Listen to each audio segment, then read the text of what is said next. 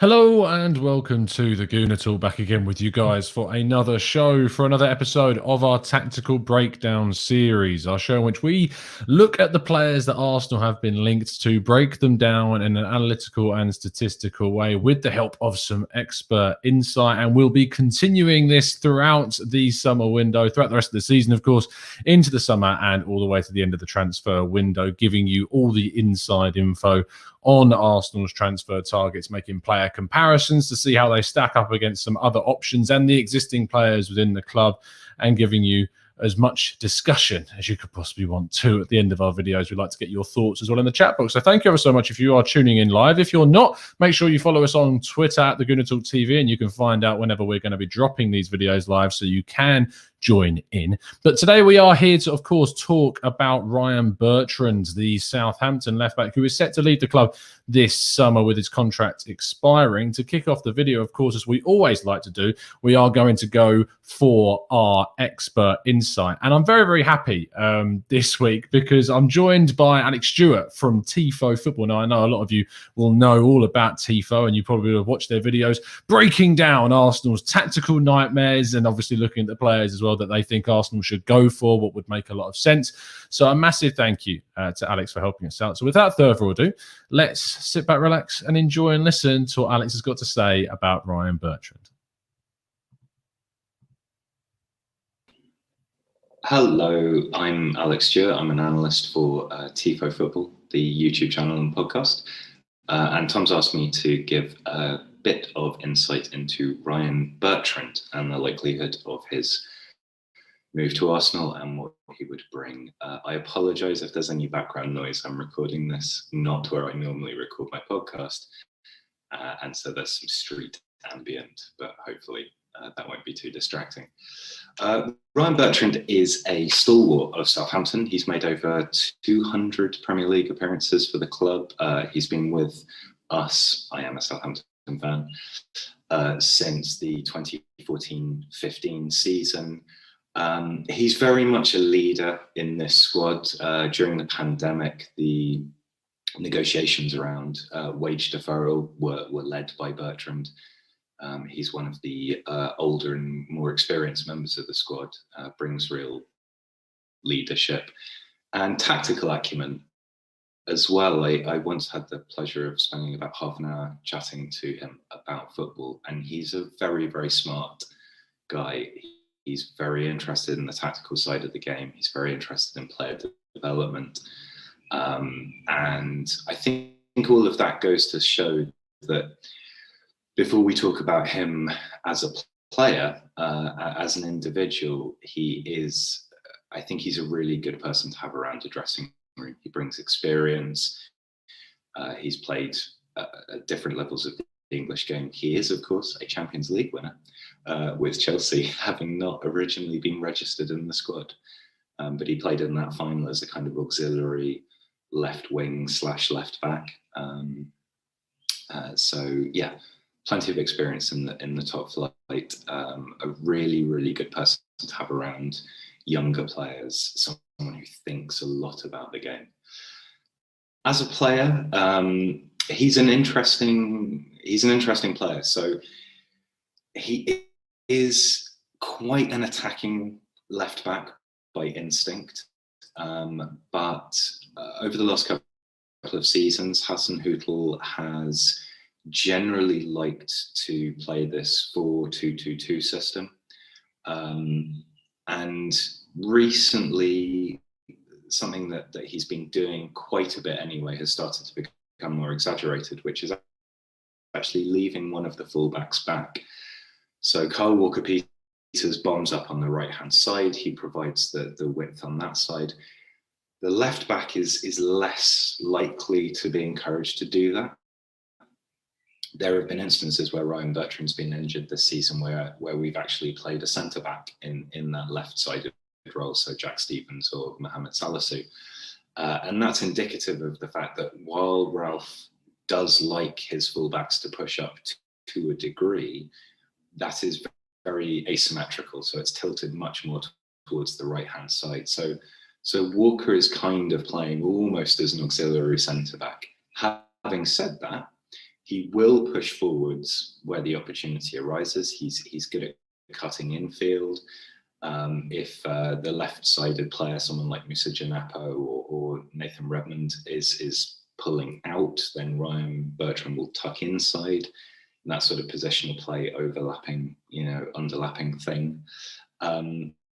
He's not registered many assists or goals in his last couple of seasons. I think he's got 1 assist this season. But if you look back at clips of him from this season, he has actually provided a lot of really high quality crosses when he does get forward.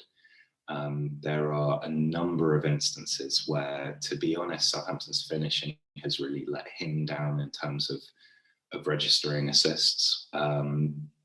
Statistically, I think he compares relatively well to left backs. I mean, he's not at this point of his career like a top tier left-sided defender, absolutely. But he does what he's supposed to do in terms of that system, in terms of hanging back, in terms of providing a bit of defensive cover on that left side, so that the centre-backs can kind of fan out into a more of a 3. And that does mean that his passing numbers are not quite what they would be. That's also a reflection of the way Hasenhüttl gets his teams to play. So we hit a lot of quite low percentage balls into the channels for the forwards to try and counter press. And again, that means that most Southampton players have got pretty low pass completion percentages, because that's not really the kind of style that Southampton play. So I think with Bertrand, what you're getting is somebody who is thoughtful and adaptive.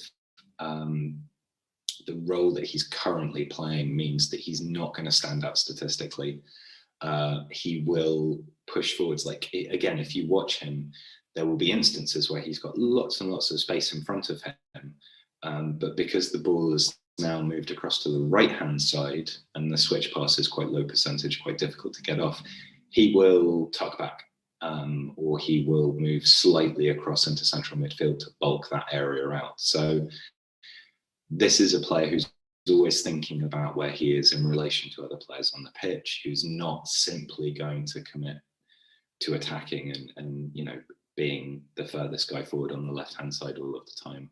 And that's very much a reflection of the defensive responsibilities that he's asked to undertake. He's the quickest player in Southampton's kind of tilted back 3 as well. I mean, Kyle Walker-Peters is very rapid on the right, but Bertrand again is sort of there to add a bit more pace. He's a good covering tackler. That's worth pointing out. There's a couple of instances where he's tracked players quite some distance and then got a sliding tackle in to win possession back. So Arsenal, I mean, it's a weird one, isn't it? It's not another Cedric situation, I don't think. I think Bertrand is a better player by some distance.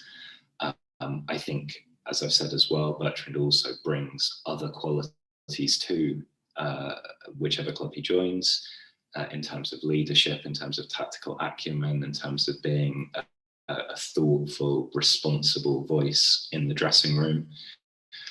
And I sometimes, when I watch Arsenal, I feel like there's maybe a lack of leadership at times. There's a lack of a kind of a calming and instructive presence. I don't think Bertrand is a starting left back for Arsenal, but I don't think that is the point. I think any move for Bertrand is very much predicated on him being a backup.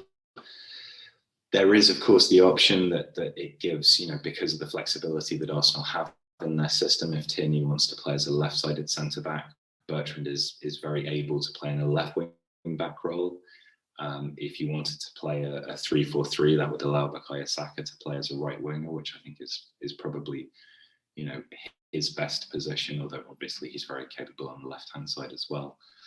But I think more importantly, perhaps, not to reiterate myself, because I haven't scripted this, but if you've got young players like particularly Saka, but also Tierney, having someone like Bertrand who can be there as a steadying presence, as somebody to talk to about tactics, as somebody who provides a really good example around professionalism, around the way to conduct yourself. I know that's not why teams sign players. You don't go out and think, well, we need a stand-in left back, so we're going to get a really nice bloke. But I think with Ryan Bertrand, that is part of what he brings. I couldn't begin to tell you how likely the deal is because I'm not ITK. But I think from a footballing perspective, it makes a certain amount of sense. He's only 31, so he has a good couple of years left at the highest level. I think he's adaptive enough to play with Arsenal's predominant style once Mikel Arteta has sorted out what that is. So not a bad move by any stretch of the imagination. And as somebody who has seen Bertrand, really consistently give his all for the club, I would be very happy for him to get kind of one last big move, perhaps before his career winds down. If that is to Arsenal, then so be it. Anyway, I hope that was helpful in some sort of way, and you can find more stuff that we do over on Tifo Football on YouTube. We're on Twitter and Instagram as well, and the podcast is in all of the usual places. Thanks very much.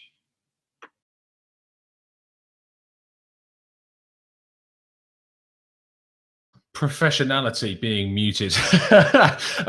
Firstly, thank you there to Alex for, of course, helping us out with the video today. You can find all of his stuff on our Twitter account. I'll leave the links to it in the description as well, at the Gooner Talk TV, where we are. And of course, you can find them at Tifo Football. And you know where they are. You know Tifo Football. Come on. Where have you been? You're living under a rock if you don't know what Tifo Football is.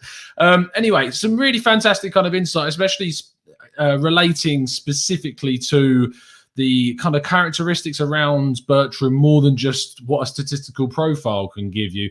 I did find it amusing how Alex there was talking a bit about how he doesn't shine kind of statistically. There's some stuff we're going to go into a minute which contradicts that, ironically. He does come out statistically quite well in some areas, so we're going to look into that a little bit more in a second. And then of course we will get to the point where we're looking at you guys in the chat box and getting your viewer reaction to this deal. I think there's going to be a lot to talk about at the end of the video, so make sure you stick around because we will be going through your thoughts. But without further ado, let's go through the statistical side of the game.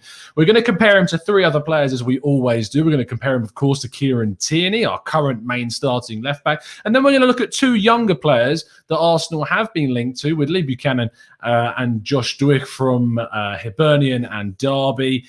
These two, of course, fit the profile that a lot of supporters would like to see Arsenal go down the route of, is signing someone of a younger age bracket rather than going down the more experienced route at the club. So this could be quite interesting to see how they work. Of course, we do take all these statistics from Y-Scout from the specific league stats of their season. So the Premier League for Bertrand and Tierney, Championship for Buchanan, and the Scottish Premiership for Duick, and they are averaged across the 90 minutes as well. So let's go and have a look at their heat maps first of all. And I think what you can tell from Bertrand's heat map with his intensity in his own half, which you can see in the bottom half of the image there, is that we can see what Alex was talking about, where he drops in to become effectively kind of a third centre-back when Carl Walker-Peters pushes up. That's why that intensity is increasing towards the middle of the pitch, and you see him in those positions because he's a bit of a covering player at times this season and last, of course, as well. But what you do notice in comparison to, say, the likes of Josh Duick and Lee Buchanan is when he gets into that final third, can you see at the end of that attacking bit of the heat map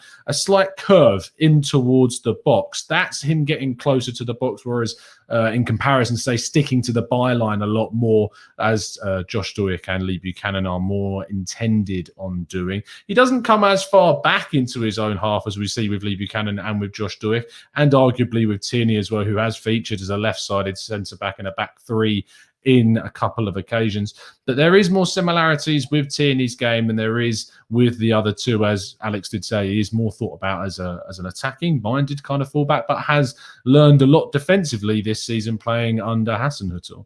If we look at this defensive side of his game, he does come out quite well, although he's not involved as many defensive duels as his kind of comparison people in this chart here. Josh Doig coming out with nearly 9 defensive duels per match, but Ryan Bertrand is nearly hitting the 70% defensive duel win percentages, which is great in comparison to some of the others here. Tierney comes out the lowest in terms of his defensive duels, and he's only ever so slightly higher in frequency. So Bertrand's defensive game is certainly impressive in that sense.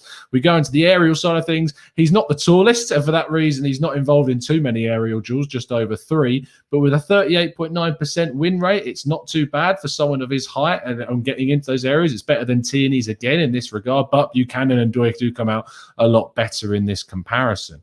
If we go into their loose ball duels, which is a very kind of random stat that we throw in sometimes of how committed they are into those challenges, he does come out as second highest in terms of how many, third highest, sorry, in terms of how many he's committing to and winning at 46.2%, but he's not getting involved as many as the likes of Doig and Buchanan, but only ever so slightly less and more so than Kieran Tierney, who does tend to, when he goes in for those 50-50s, he comes out on top more than he does the opposite.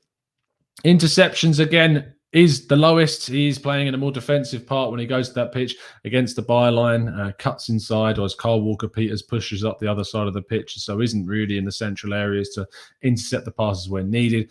But Buchanan and Doig and Tierney come out as a very decent returns, 4.48, 4.66, and 5.76 for Buchanan, who rates very highly in the defensive side of the stat comparison.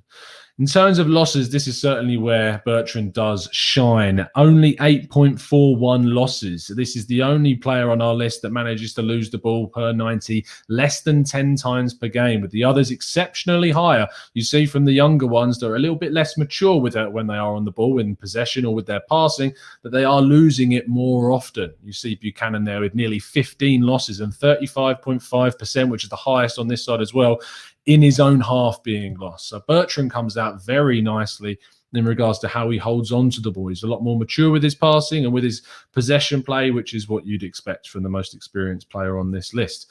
In terms of recoveries, though, he is one of the lowest, though. Buchanan does recover the ball more often. He's a lot more tenacious in his play. But he is better than is Josh Doig, and he does win it in the opposition's half 36% of the time, which is ever so slightly lower than Kieran Tierney's as well. Passing statistics is where, again, he's coming out to the fore with his maturity. He's got the highest passing accuracy of all of the players on our list, even though he's not necessarily passing it as frequently as Kieran Tierney. He is ever so slightly more accurate, much more accurate, though, than the two younger players. Lee Buchanan and Josh Doig are around the 60s in terms of their passing percentage accuracies, which is quite low in comparison to the 80s that we see from Bertrand. Pass into the final third. If you were thinking for a second that the passes that he is making are a little bit more safe, that's why his passing accuracy is higher. This disproves it here because he has the highest passing accuracy of those going into the final third. Whilst it is ever so slightly lower in frequency, he's able to hit a 66.2% in terms of the accuracy of passes into the final third, which, again, we're seeing the young ones in the 40s. Tierney as well showing quite impressively with more frequency than Bertrand, but ever so slightly less in terms of his accuracy. Pass into the penalty area where it does matter for an offensive fullback in terms of their crossing, in terms of their passing between the lines to a forward or to the winger. And we're looking here at a 48.6% accuracy for those as well. Again, coming out on top in terms of accuracy of passes into the box over Tierney, but not doing them as frequency. He falls in line with the young ones in terms of frequency, but Tierney far and away with the more proactive side of the game, a more frequent side of the passes into the penalty area, making him the attacking fullback that we know he is. Going to the more the offensive side again further, he doesn't get in the box as much as the people in our comparison here. Tierney certainly on the higher end, as is Lee Buchanan, but it's what he does with the ball when he's in the box which matters. And if you're going to get into those shooting areas, He's not very frequent with his shooting. He's probably the least frequent on our list, and has not got a goal this season. Has only got 1 assist this season as well. Tierney, we remember that goal, of course, away at West Brom in the snow, where he got that ball into the far right-hand side of the goal. Fantastic strike. That shows up on our list here. But Tierney, when he does take a shot, tend to be from outside the box, whereas for Bertrand, it's kind of 50-50. And when they are from outside the box, they tend not to be on target. Lee Buchanan is a lot more wild in terms of the areas on the pitch in which he's shooting from, all over the place, typically because he's going up for corners and they might be dropping outside the box at times where he gets on the end of them, because he's a little bit taller than our others in our comparison. And Josh Duick does take a hell of a lot of shots from just outside the box on the left-hand side, and even the ones that are a little bit further out, are ironically the ones that have hit the target. He too does have the only goal along with Kieran Tierney on our list as well. So plenty of statistical comparisons there to sink your teeth into. But I think what it does show you actually is how Ryan Bertrand stands out in comparison to some of those that you may be surprised to see. If you do go and have a look at some of the younger options that people are saying that we should be linked to, it's very difficult to see them actually stacking up in terms of the amount of percentage defensive duels is winning, in terms of how accurate is passing in. Bertrand is coming out on top time and time again, which is a really positive sign if Arsenal are to go with this guy. Now, before we go into the discussion and getting you in the chat box and getting your thoughts across, I do want to kind of have my conclusion and give you my thoughts on this. I did write an article earlier on 101 Great Goals if you want to go and check that out. But the reason why this is different to and it's funny because Saeed says, who cares about stats? They don't tell everything. And Saeed, you're 100% right, and that's why we always get expert insight on the show. So if you want to scroll back and listen to someone who's watched Bertrand inside and out, Alex Stewart is there to provide you with that as well. And Bertrand comes out very fancifully in that side of things too. So make sure you go and check that one out, because stats, as you say, are not everything. Anyway, in terms of where this kind of falls for me, I am very much, having looked at the pros and cons of this deal, think that it is different to what we have seen before. In the article that I wrote earlier on, it was very important to point out the context of the situation that Arsenal find themselves in, with how they want to progress, how they want to change the way that they recruit players. Time and time again, we've seen from Arsenal a side in which really does struggle to consistently recruit well and expertly. You look at Leicester and how well they're able to do things. Granted, it's not always perfect, hence signings like Musa, etc. But pretty much they get it bang on with whoever they buy, and whenever they sell, they do it really well. Arsenal need to move in this direction too. It's a tricky thing to get right, especially consistently. But Arsenal have shown some signs with the likes of Partey and Gabriel and Tierney and Gabriel Martinelli and Erdegaard and Matt Ryan in the last January window that we can do things well. It's not perfect, and we need to make sure that we don't do the things like we've seen with Willian again. Now, there's this stigma around Ryan Bertrand at the moment because he used to play for Chelsea, of course, and there is a funny little thing going on at Arsenal that we like to go and get players that used to play for Chelsea, Petr Cech, David Luiz, Willian, etc. And I understand people's reticence. And I also see a lot of things about the whole retirement FC side of things. Now, this is where it's different. And this is where you need to have an open mind about these situations, is that Willian came in under the idea of Arteta, I think, that we saw in the first half of the season, to be very much in and around the first team very often, starting games, competition for Pepe, not even competition for Pepe, starting over Pepe. That proved to be a big, big mistake. But that was the way that Willian was viewed. He was viewed as someone that was going to come in and play a hell of a lot of games. They paid him a big signing on fee and they paid him big wages to do that. The difference with Ryan Bertrand, and why it is very naive, in my view, to compare him to the Willian situation or the Cedric situation in some senses, less so. But the difference is here is that you've got a Premier League proven left back. You've got someone that is showing consistently in what I would say this season is not one of his best seasons, actually. And despite that, has shown statistically to be very good in comparison to some of the other players. That Bertrand is coming in to be cover. Bertrand is coming in to be the backup. And if he joins, he will be all too aware of that fact. Kieran Tierney is far and away Arsenal's top 3 best players in the team. Arteta knows that, you know that, I know that. So whoever you bring in this left-back role is very much coming in under the guile that they are going to be a backup. And when you're able to bring in a player like Bertrand, whose current wages sit, according to Sport Racket, around £70,000 per week, which is considerably lower than our current left-back Kolasinac in his backup, who is looking at wages of over 100 grand per week, who we are looking to move on. So this wouldn't necessarily cost us really anything if we're able to move on Kolasinac in this window, because it would effectively pay for itself. Overall, you're looking at a seasonal cost of around £3.6 million for Bertrand per season. It's important that we get the contract length right. I feel that it should be either a 1 year with a 1 year add-on or a 2 year with a 1 year add-on, but I don't think you should be committing to 3 solid years and 2 in the absolute maximum. The difference is it's so obvious to see that this is different to Willian, because not only have we got the statistical side to prove that, not only have we got Alex's insight from earlier on, but this guy is a leader. This guy shows time and time again in the dressing room that he is a valuable asset to the team.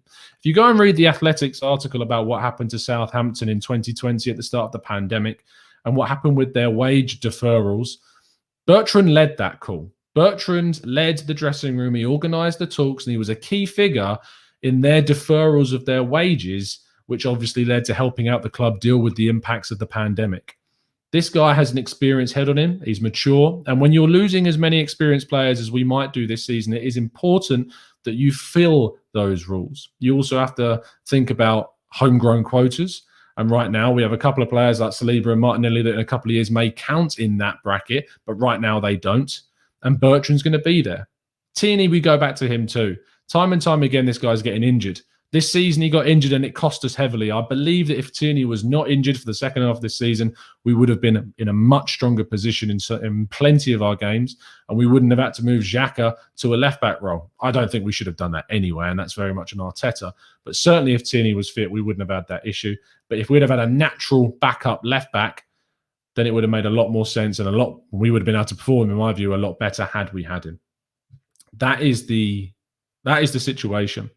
There are a lot of people I've seen that are very, very against this. And I would suggest opening your mind just a smidge, look into the views of it, go watch the video if you're tuning in late, and go listen to what Alex Stewart has said on Ryan Bertrand, because it is very, very interesting to hear those thoughts. And it is important to understand what he might bring to the team. This is not Willian Mark II, and he is certainly a lot better than what Cedric was. Southampton wanted to keep this guy, remember. They wanted to get him down. Transfer talks were underway, and they wanted to get him. They couldn't get him. He wanted to go, and he's going to move on to one more thing. And hopefully, in my view, that'll be Arsenal. Let's get your guys' thoughts in the chat box and see what you guys are saying. Social says we need to prioritize other areas. This is actually something that I've not even brought up, which is really interesting, is that, of course, this is a free transfer. Of course, it does involve wages and whatever a signing on fee might be. But this is a signing which enables Arsenal to focus its investment on midfield, both in central midfield and attacking midfield. Right back, if we need to replace Hector Bellerin, and maybe even a forward line. Backup goalkeeper and maybe even starting goalkeeper can be focused on. You get this backup sorted, you get this done. Tierney's our starting player, 100% sorted for us. It's done. Over. Focus on everything else. That makes it even more savvy. Venkatesh says, Tom, here's a question for you. How many players did feature in a Premier League before playing for Leicester City, or did they feature in any big matches? Premier League proven should be a major reason. I mean, you look at the likes of Johnny Evans, who came in for them, was Premier League proven, experienced, and they've really missed him at times when he's not been there. That in itself is a great thing to point out, Venkatesh. So thank you for doing that, because you remember when people turned their noses up at Ryan Bertrand, at Johnny Evans, how much of an improvement would he have made to our team during the period that he's been at Leicester? How transformative has he been for that Leicester backline? And it's that same type of snobbery that I see surrounding the Ryan Bertrand situation. It's that same type of, no, not Arsenal quality. Bearing in mind, this isn't even for a starting position in Arsenal's team. That's what scares me even more, is that we're still not learning from those same mistakes of the Johnny Evans situation, to be that if you look at where Arsenal are right now, and we're talking about a cover position for our left back, in which we have a player in Kieran Tierney who is top class with the potential to be a world-class left back. He's nearly at that stage for me. He still needs to go a little bit further, but he's that good. And we're talking about someone who's going to come in for a year or two as backup. And yet we're still going, no, not Arsenal quality, not good enough, despite statistically comparing, despite having leadership qualities that we desperately need, despite being utterly dead cheap and available and willing to come to us. We're still not learning from these mistakes. And this is what needs to change in the mindset of the Arsenal fan base for me. It's a really big problem that does need to change. Manu says, luckily, it's not these snobby fans making the decisions, which is very true. Said says, if we had a backup left back, Tierney will not get injured. You can just look at when Kolasinac was here for half of the season. Said, those things aren't mutually exclusive, I'm afraid. Tierney can still get injured if there is a backup left back there. It can still happen. Trust me. It's not connected in any way where having one is there and one doesn't certainly happen. Tashi is now convinced. Good stuff. Quincy says, Tom, what do you think about using Mainsley as a fully fledged right back? He is so good there. So good, I think, is probably an exaggeration, mate, to be honest. And we'll talk about Mainsley on a separate show for sure. K-Man says, I'm fine with Bertrand as a backup left back. Probably play half the season. Sign him and move on to the number 8 and 10 positions.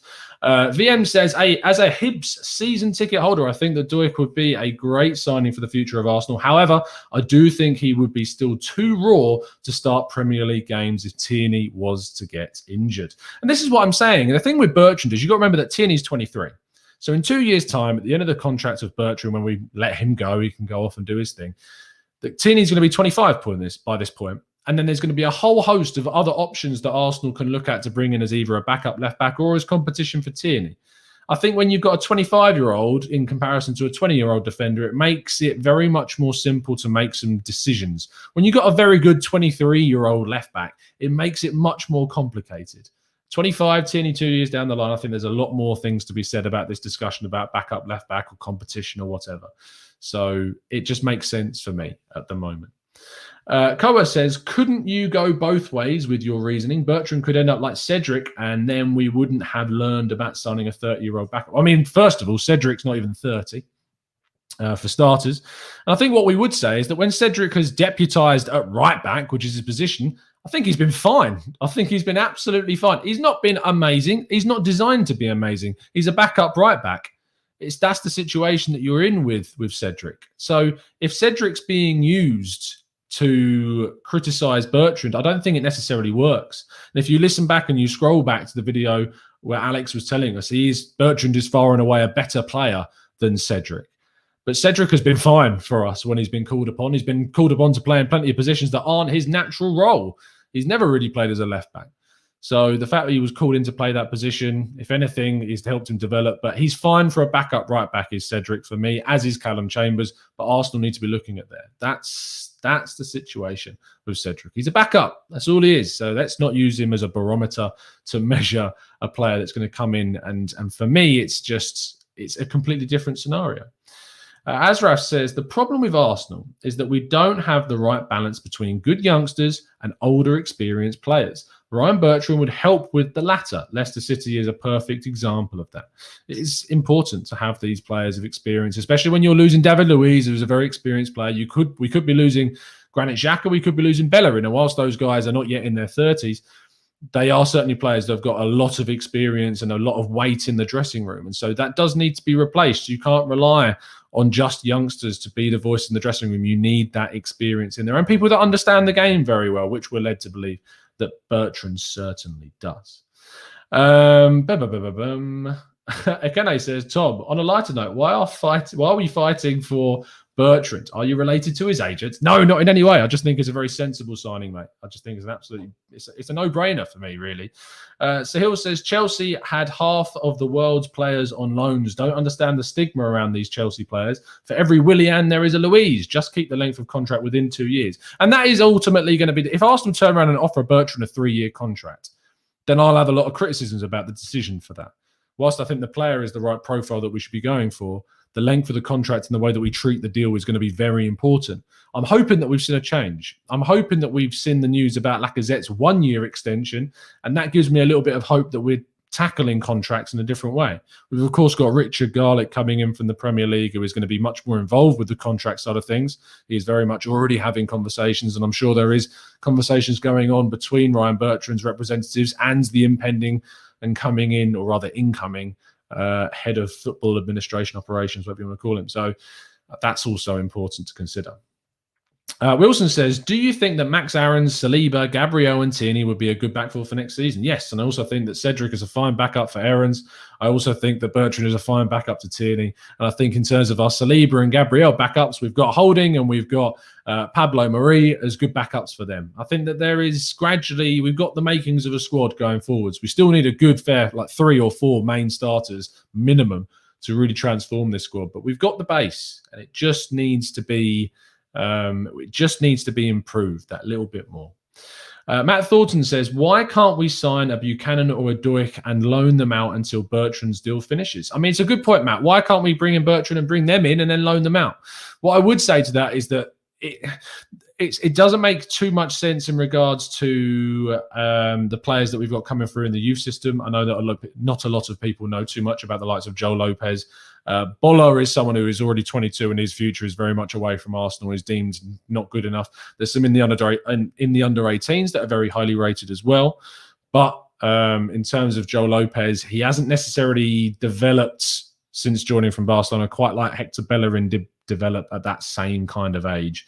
So maybe we could go and bring one of those in. But they are playing, as you say, week in, week out for their clubs at Derby and Hibs. So it would be pretty tricky for that one.